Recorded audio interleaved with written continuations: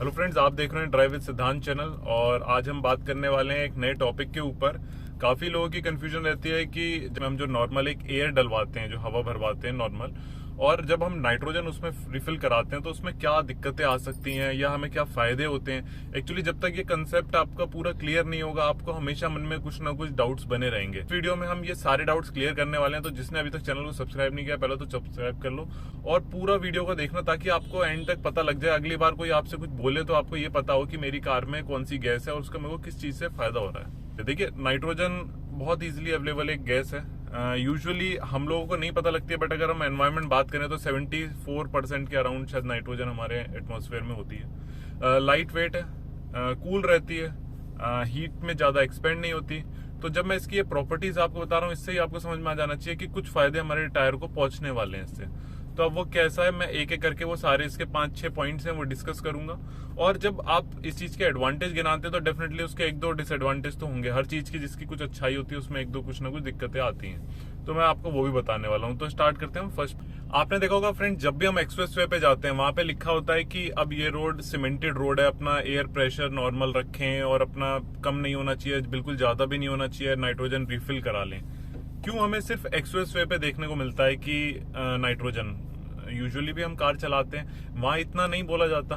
क्योंकि दिक्कत क्या है कि जब हमारी कार नॉर्मल रोड पे चलती है, जो डाबर वाली ब्लैक रोड होती है, मैं बहुत क्लियर वर्डों में बोलूंगा, जो ब्लैक रोड है वो डामर वाली रोड है, जो सीमेंटेड है वो जैसे आपके घर का लेंटर पड़ता है उस तरीके का जो सीमेंटेड रोड है उसको कहते हैं सीमेंटेड रोड। तो देखिए, जब ये लखनऊ, ये अपना आगरा और नोएडा वाला एक्सप्रेस वे बना था, वो एक सीमेंटेड एक्सप्रेस वे है। जब उस पर आप अपनी नॉर्मल एयर डलवा के कार को चलाते हैं 100 की स्पीड पे, तो सर्कुलेशन की वजह से जो उसमें गर्मी पैदा होती है, उसमें वो जो एयर अंदर है वो थोड़ी सी एक्सपेंड होना स्टार्ट हो जाती है।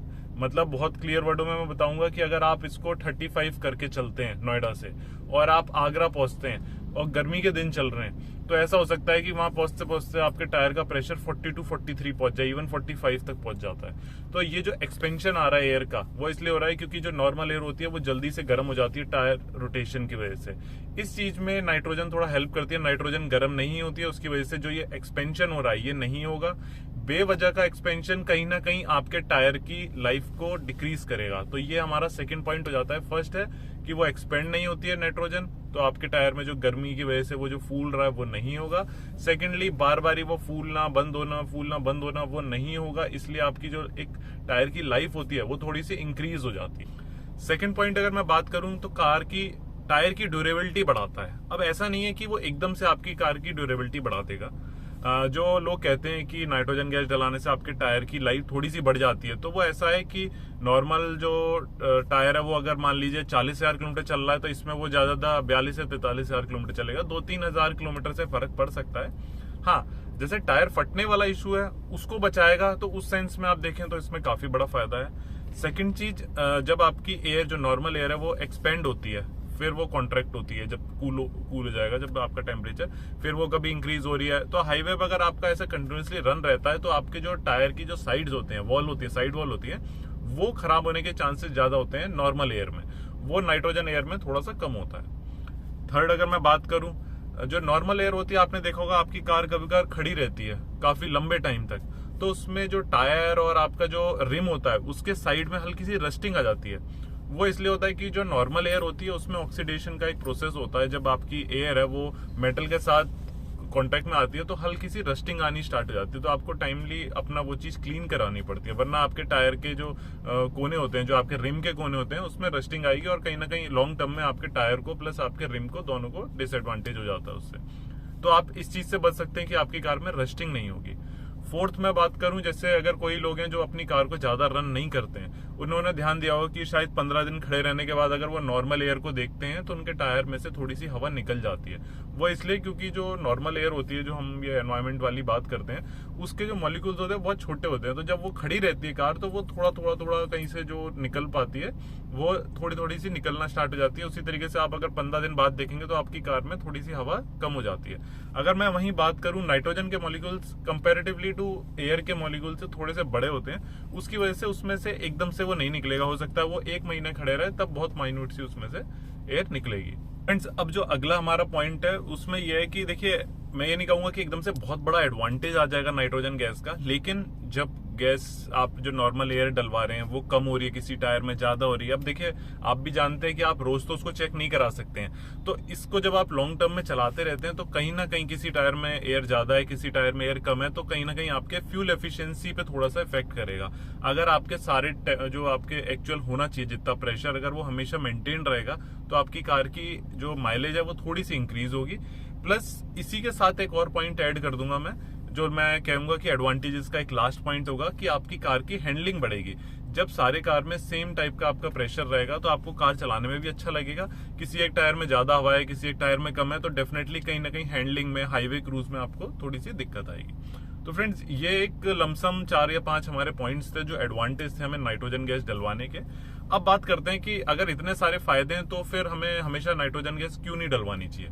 तो सबसे पहला तो डिसएडवांटेज यही है कि अगर आप कभी, जैसे मैं अगर नोएडा में रहता हूँ, आपको अपने चारों टायरों में प्लस आपको अपने स्टेपनी में हवा चेक करवानी है या टॉपअप कराना है, तो वो आपसे 10 रुपए लेगा जो नॉर्मल कोई भी पंचर वाला है, और वो आपको सारे टायरों में हवा चेक कर देगा प्लस आपकी स्टेपनी, और उसमें आपका जो भी 35, 34 आप बोलते हैं वो आपको फिल कर देगा।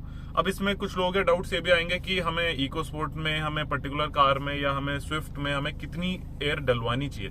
तो देखिए, मैं सजेस्ट करूंगा हमेशा जो भी आपके मेंशन होता है, जैसे हमारे इको स्पोर्ट में हम बात करें, ड्राइवर साइड पे एक जगह मेंशन होता है कि इतना होना चाहिए, उस हिसाब से जैसे 34 या 35 लिखा है, मैं अपनी कार में 33 डलवाता हूँ, ताकि मुझे पता है मैं नॉर्मल एयर डलवा रहा हूँ, हाईवे पे चलूंगा तो थोड़ी सी इंक्रीज हो सकती है।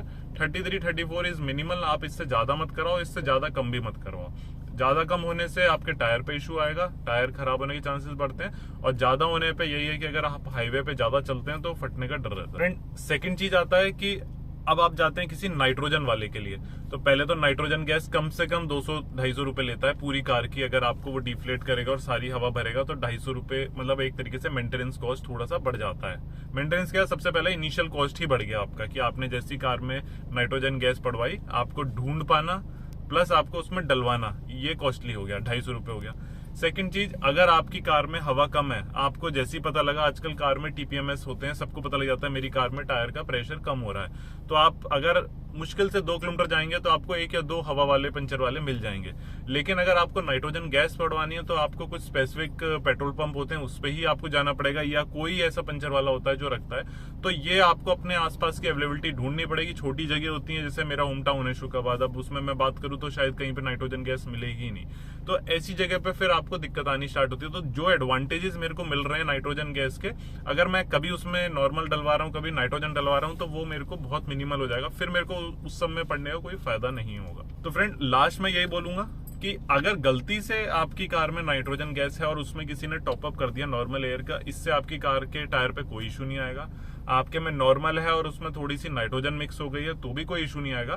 बट हाँ, अगर आपको नाइट्रोजन गैस के फुल एडवांटेज लेने हैं तो अपनी कार की पहले पूरी हवा निकालिए, उसको डिफ्लेट करवाइए, फुल उसमें नाइट्रोजन भरवाइए, और फिर उसको मेंटेन करने की कोशिश करिए। अगर आप ऐसा कर रहे हैं कि आज मैंने नाइट्रोजन भरवा ली, अगली बार मुझे मिली नहीं, मैं नॉर्मल डलवा देता हूँ, फिर मैं नाइट्रोजन करता हूँ, तो उसके कोई एडवांटेजेस आपको नहीं मिलेंगे। आप कहोगे कि मेरे को कहा गया था कि इसमें लाइफ बढ़ जाती है, तो ऐसा कोई आपको एडवांटेज नहीं मिल पाएगा। तो फ्रेंड्स, ये हमारे छोटे पॉइंट्स थे जो नाइट्रोजन एयर के रिगार्डिंग कुछ भी डाउट्स होंगे, आई होप आपको सब क्लियर हो गया। अगर कुछ भी रह गया आप मेरे को कमेंट में करिएगा, मैं उसका रिप्लाई कर दूंगा। Thanks for watching this video.